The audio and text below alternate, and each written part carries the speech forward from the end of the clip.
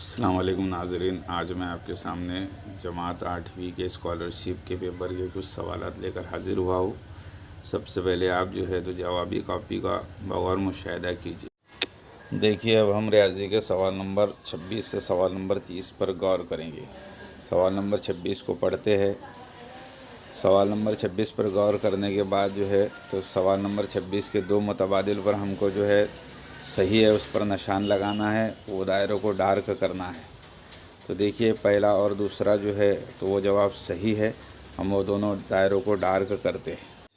اس کے بعد ہم سوال نمبر 27 پر غور کرتے ہیں، اس کے آپشنز پر غور کرتے ہیں۔ ضروری ہو تو رف کام کریں گے اور اس کے آپشنز پر غور کرنے کے بعد جو ہے تو یہاں پر ہم دائروں کو ڈارک کریں گے۔ سوال نمبر 27 کا بھی پہلا اور دوسرا آپشن صحیح ہے، اسے ڈارک کرتے ہیں۔ اسی طرح سوال نمبر 28 کا ایک ہی متبادل صحیح ہے، وہ چوتھا ہے، اس کو ڈارک کرتے ہیں۔ اسی طرح سوال نمبر 29 کا بھی چوتھا آپشن صحیح ہے۔